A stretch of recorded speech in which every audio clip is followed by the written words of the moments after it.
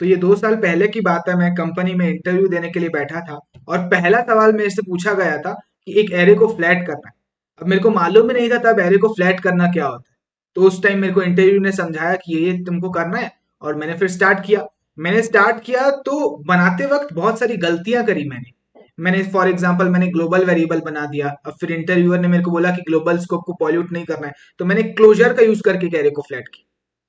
तो मैंने जो सॉल्यूशन लिखा वो बहुत ही ओवरकिल सॉल्यूशन था। ऑलराइट, बहुत बड़े तरीके से, कठिन तरीके से। प्रॉब्लम सिंपल थी पर मैंने कठिन तरीके से सॉल्व किया। अब ऐसा मे बी इसीलिए हुआ क्योंकि मैंने इस प्रॉब्लम को पहले देखा नहीं हुआ था। तो इस वीडियो को मैं बना रहा हूं ताकि आप लोग जो गलतियां मैंने की वो आप लोग ना करो, और आप लोग अच्छे तरीके से, बेटर तरीके से इस प्रॉब्लम को सॉल्व करो। तो हम लोग इस बड़ी प्रॉब्लम को ब्रेक डाउन करेंगे छोटी प्रॉब्लम में, and step by step solve करेंगे। Alright, yes. तो मेरा नाम मुकेश, चलो शुरू करते हैं कोडिंग। तो चलो समझते हैं सबसे पहले कि एक एरे को फ्लैट करना क्या होता है। फॉर एग्जाम्पल यहाँ पे अभी मैंने एक एरे लिया हुआ है, आप लोग देख रहे हो, एक एरे के अंदर एक और एरे है, एंड फिर से उसके अंदर एलिमेंट्स हैं, एक और एरे के अंदर एलिमेंट्स हैं। तो फ्लैट करना इन द सेंस कि एक एरे के अंदर एक और एरे होगा, और एक एरे के अंदर एक और एरे हो सकता है। सारे एरे से हम लोग एलिमेंट बाहर निकाल के उसको एक ही एरे के अंदर रखना है। दैट इज हम लोग को वन डायमेंशनल एरे में कन्वर्ट करना है। अब ये एग्जाम्पल जो मैंने लिया ये टू डायमेंशनल एरे का है। हो सकता है इस एरे के अंदर एक और एरे हो, तो अब ये 3D एरे हो गया, राइट। और इस एरे के अंदर एक और एरे हो सकता है, तो 4D एरे हो गया। तो हम लोग एन डायमेंशन एरे के लिए भी सॉल्यूशन लिखेंगे, बट फॉर अभी के लिए हम लोग वो बड़ी प्रॉब्लम सॉल्व करने से पहले इस छोटी प्रॉब्लम को सॉल्व करते हैं। हम लोग देखते हैं 2D एरे को कैसे फ्लैट कर सकते हैं, उसके बाद एन डायमेंशन एरे को भी फ्लैट करेंगे। अब जनरली अगर आप लोग इसको देखोगे, इनपुट ऐसा और आउटपुट ऐसा, आपके माइंड में एक सोल्यूशन आएगा कि मुकेश, मैं क्या करता हूँ, मैं इटरेट कर लेता हूँ हर एक एलिमेंट में और चेक करूंगा, अगर एलिमेंट एक अरे है तो उसको स्प्रेड आउट कर दूंगा एंड मेरे को रिजल्ट मिल जाएगा। हाँ, ये एक कॉमन सोल्यूशन है। मैं आप लोग को एक बेटर अप्रोच बताऊंगा, ठीक है। चलो बनाते हैं। तो मैं फंक्शन लेट्स से बनाऊंगा फ्लैटन अरे, एंड यहाँ पे हम लोग अरे पास करेंगे, एंड हम लोग रिटर्न करवाएंगे रिजल्ट, डायरेक्टली रिजल्ट रिटर्न करवाएंगे, दैट इज फ्लैटन अरे रिटर्न करवाएंगे, राइट। तो यहाँ पे मैं रिजल्ट करके रिटर्न करवाता हूँ, यहाँ पे मैं लेट, यहाँ कॉन्स्ट यूज कर सकते हैं, कॉन्स्ट रिजल्ट। अभी इसके अंदर हम लोग कोड लिखने वाले हैं। अच्छा, हम लोग हम लोग एक मेथड होता है एरे का, दैट इज रिड्यूस, वो यूज कर सकते हैं। अब आप लोग रिड्यूस वगैरह मेथड यूज करोगे तो इंटरव्यूअर थोड़ा और खुश होगा, उसको पता चलेगा कि हाँ, इस इंसान को बहुत सारे मेथड मालूम है और कब मेथड्स को यूज करना है उसका यूज केस भी मालूम है। तो ये हमारे केस में रिड्यूस मेथड एरे को फ्लैट करते हैं तो बहुत सही बैठ रहा है। अब जिनको रिड्यूस नहीं पता, मैं थोड़ा सा एक्सप्लेन कर देता हूँ रिड्यूस कैसे काम करता है, ठीक है। फॉर एग्जाम्पल ये एक अरे है, अरे में हम लोगों ने रिड्यूस मेथड लगाया, तो रिड्यूस मेथड दो आर्ग्यूमेंट लेता है, एक फंक्शन और एक एक्यूमुलेटर की इनिशियल वैल्यू। हमारे केस में इसमें इनिशियल वैल्यू 0 इसने पास करी हुई है। अब समझो एक्यूमुलेटर और करंट वैल्यू क्या होता है। अब जो रिड्यूस फंक्शन है वो पहले आर्ग्यूमेंट फंक्शन लेता है जिसमें एक्यूमुलेटर और करंट वैल्यू पास होती है। एक्यूमुलेटर की करंट वैल्यू अभी 0 है, यहां से हम लोगों ने पास करी हुई है इनिशियल है, तो एक्यूमुलेटर की करंट वैल्यू होगी 0। और इस करंट वैल्यू में ये जो रिड्यूस है एक एक करके इटरेट करेगा इस एरे में, और करंट वैल्यू में पहली बार इटरेट करेगा तो 1 होगा, दूसरी बार इटरेट करेगा तो वैल्यू 2 रिसीव होगी, तीसरी बार 3, चौथी बार 4। और एक्यूमुलेटर जो भी ये रिटर्न रिटर्न करेगा फंक्शन, वो एक्यूमुलेटर की नई वैल्यू होगी। चलो एक बार समझते हैं एग्जांपल, तो बेटर क्लियरिटी मिलेगी हम लोग को। तो पहले एक्यूमुलेटर की वैल्यू है 0, क्योंकि यहाँ पे इनिशियल वैल्यू हम लोगों ने 0 पास करी हुई है, तो पहले एक्यूमुलेटर की इनिशियल वैल्यू है 0, एंड यहाँ पे करंट वैल्यू क्या है 1 है। तो 0 + 1 इसने क्या रिटर्न किया 1, तो एक्यूमुलेटर की नई वैल्यू हो गई 1। और अब करंट इटरेशन में क्या होगा, अब 2 रिसीव होगा, तो 1 + 2 अब क्या हो गया 3, तो एक्यूमुलेटर की नई वैल्यू क्या हो गई 3। और अब तीसरे इटरेशन में क्या है 3 रिसीव हुआ करंट वैल्यू में, तो अब 3 + 3 क्या हो गया 6, तो एक्यूमुलेटर की नई वैल्यू हो गई 6। अब दूसरी इटरेशन, एक और इटरेशन में करंट वैल्यू हो गया 4, एक्यूमुलेटर की वैल्यू क्या थी 6, 6 + 4 रिटर्न हो गया क्या 10। अब सारे एलिमेंट्स में हम लोगों ने इटरेट कर दिया, तो एक्यूमुलेटर की जो भी अब वैल्यू है वो रिटर्न कर देगा रिड्यूस फंक्शन, तो एक्यूमुलेटर की वैल्यू क्या है 10 है, तो 10 हम लोग को ऐसे आउटपुट में। तो इस तरीके से रिड्यूस फंक्शन काम करता है। तो हम लोग इस एरे को फ्लैट करने में भी रिड्यूस यूज कर सकते हैं। देखो कैसे, हम लोग क्या करेंगे, हम लोग यहाँ पे इस अरे में इटरेट करेंगे एंड यहाँ पे रिड्यूस लगाएंगे, रिड्यूस, रिड्यूस रिड्यूस। अच्छा, अब पहला ये फंक्शन एज अ आर्ग्यूमेंट लेगा और दूसरा ये इनिशियल वैल्यू लेगा। तो इनिशियल वैल्यू में मैं एक एम्प्टी अरे पास कर देता हूं, ठीक है। अच्छा, अब यहाँ पे एक्यूमुलेटर और नेक्स्ट वैल्यू या करंट वैल्यू कुछ भी आप लोग बोल सकते हो। अच्छा, अब यहां से मैं रिटर्न करवा दूंगा एक्यूमुलेटर, जो करंट वैल्यू है एक्यूमुलेटर की ACC, उसमें मैं कॉन्कैट करूंगा। कॉन्कैट एक एरे का मेथड है। दो एरेस को हम लोग कॉन्कैट कर सकते हैं। फॉर एग्जांपल अगर मेरे पास ये एरे है 1 2 1 3, इसको मैं कॉन्कैट कर सकता हूं एक दूसरे एरे के साथ, जैसे कि 4, और 5। तो हम लोग को रिजल्ट में एक एरे मिलेगा जिसमें होगा 1 3 4 और 5। अच्छा, ऐसे एरे पास करने की जगह मैं सिंपली एक नंबर भी पास कर सकता हूँ। तो ऐसे पास करूंगा तो रिजल्ट में हम लोग को मिलेगा 1 3 और 4। ऑलराइट, जस्ट अगर आप लोग को देखना है तो मैं इसको console डॉट लॉग कर लेता हूं।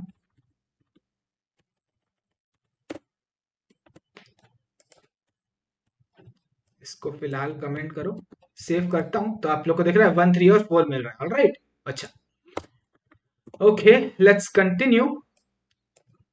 तो अभी अभी अक्यूमुलेटर की करंट वैल्यू क्या है? एम्प्टी अरे पास किया हो तो एम्प्टी अरे एंड हम लोग कॉन्कैट कर रहे हैं। क्या? जो वैल्यू रिसीव होगी इसमें उस इटरेशन पे। तो पहले इटरेशन पे इसमें क्या रिसीव होगा? लेट्स से अगर मेरा एरे ये है तो पहले इटरेशन में 1 और 2 ये एलिमेंट रिसीव होगा, राइट। तो मैं उसको यहाँ पे नेक्स्ट में पास कर लेता हूँ। ऑलराइट, तो अभी हमारा एरे हो गया कॉन्कैट एंड हम लोगों ने फर्स्ट इटरेशन में ये होगा, ठीक है। हम लोगों ने एम्प्टी एरे में कॉन्कैट किया 1 और 2, तो हमारा रिजल्टिंग एरे क्या बन गया? हमारी अब एक्यूमुलेटर की नई वैल्यू क्या हो गई? 1 और 2। अब दूसरे इटरेशन में ये रिसीव होगा। ऑलराइट, तो फिर हमारे मतलब दूसरे इटरेशन में कुछ ऐसा होगा कॉन्कैट एंड हम लोगों ने क्या पास किया? 3 और 4। तो अब हमारे एक्यूमुलेटर की नई वैल्यू क्या हो गई?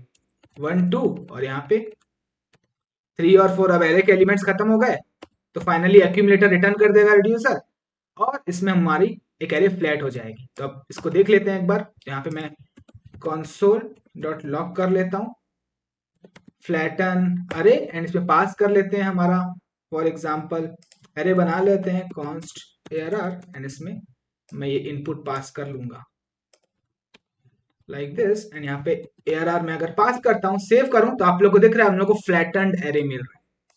तो ये हम लोगों ने अभी 2 डायमेंशनल एरे के लिए सॉल्यूशन लिखा। अब देखना, आप लोग देखना, बड़े ही आसानी से अब हम लोग इसको कन्वर्ट कर सकते हैं n डायमेंशनल एरे के लिए, बहुत ही मिनिमम लाइन ऑफ कोड लिख के। कैसे? अब समझो। अब उसके लिए इसी लाइन में हम लोग मॉडिफाई करेंगे, हम लोग कॉन्कैट करेंगे नेक्स्ट को। बट अब इसको मैं n डायमेंशनल एरे में एक अच्छा एग्जांपल आप लोग को देता हूं मैं, ठीक है। ये एग्जांपल 1 था, एक और एग्जांपल हम लोग क्रिएट करते हैं। फॉर एग्जांपल मैं एक और एरे रखता हूं यहाँ पे const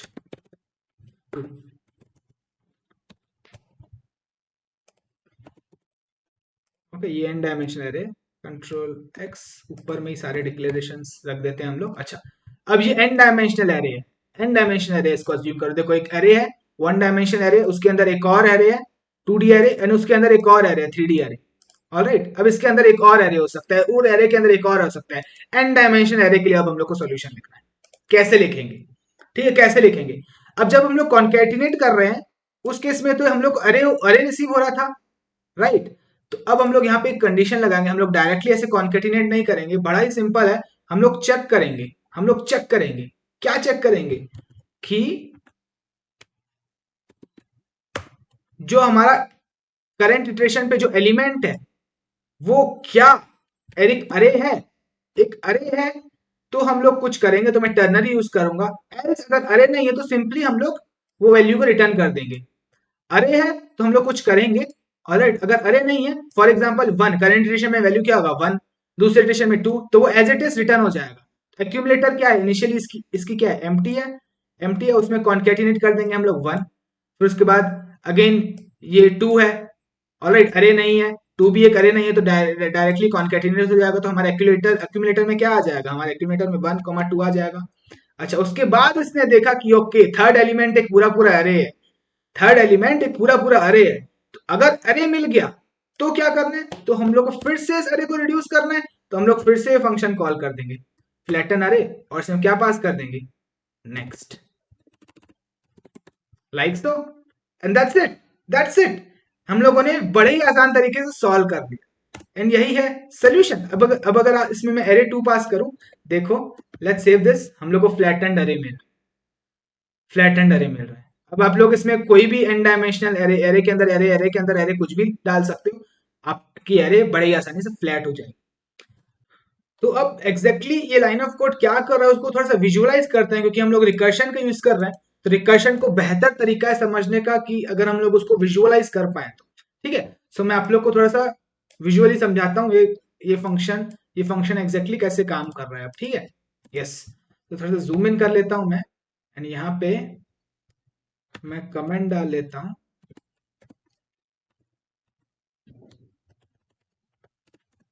एंड ये है हमारा एरे, ठीक है। अच्छा, हर एक एलिमेंट, अच्छा अभी इस एरे में क्या है, 3 एलिमेंट है, 3 एलिमेंट के लिए रिड्यूस चलेगा। पहले इटरेशन पे क्या होगा, पहले इटरेशन पे होगा, इसने देखा ओ 1 है, 1 तो एरे नहीं है, तो सिंपली 1 कॉन्केटिनेट हो जाएगा, एक एम्प्टी एरे में 1 कॉन्केटिनेट हो जाएगा, तो आ गया 1।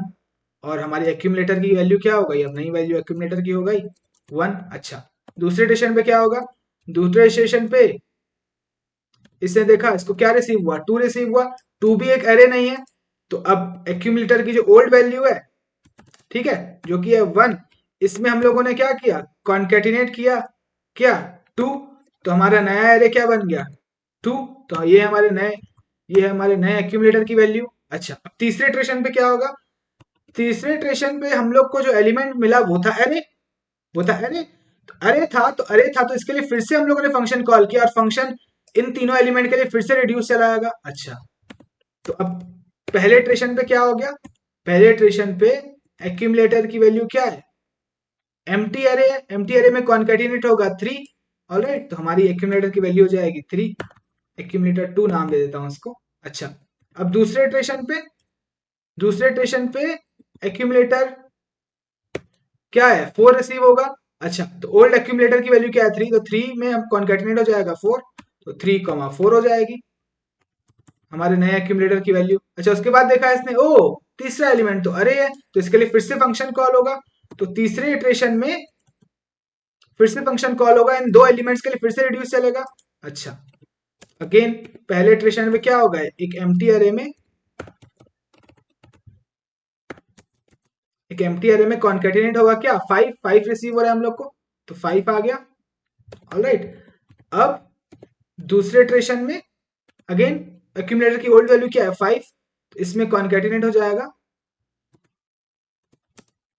क्या क्या रिसीव हो रहा है 6, तो ये हमारा 6 कॉन 5 ओल्ड में कॉन्केटिनेट हो जाएगा 6, तो यहाँ आ जाएगा 5,6, ऑलराइट। यस, अब अब सारे एलिमेंट्स के लिए रिड्यूस चल चुका है, इन दोनों के लिए रिड्यूस चल चुका है, ऑलराइट। तो फाइनली रिड्यूस क्या करेगा, रिड्यूस रिटर्न करेगा जो भी एक्यूमुलेटर की वैल्यू है, तो अभी क्या है 5 और 6, तो थर्ड इटरेशन पे फंक्शन क्या रिटर्न करेगा, थर्ड इटरेशन पे फंक्शन क्या रिटर्न करेगा 5 और 6, ऑलराइट। फंक्शन ने यहाँ पे थोड़ा जूम आउट करता हूँ, यहाँ पे रिटर्न किया 5 और 6, तो 5 और 6 कॉन्केटिनेट हो गए, ओल्ड वैल्यू में कॉन्केटिनेट होंगे एक्यूमुलेटर की, तो यहाँ पे थर्ड इटरेशन में फंक्शन रिटर्न कर रहा है 5 और 6, ओल्ड वैल्यू क्या है 3 और 4, तो अब जो है एक्यूमुलेटर की वैल्यू क्या हो जाएगी, ओल्ड वैल्यू क्या है 3 और 4, उसमें कॉन्केटिनेट हो गया 5 और 6 कॉन्केटिनेट हो गया, लाइक दिस।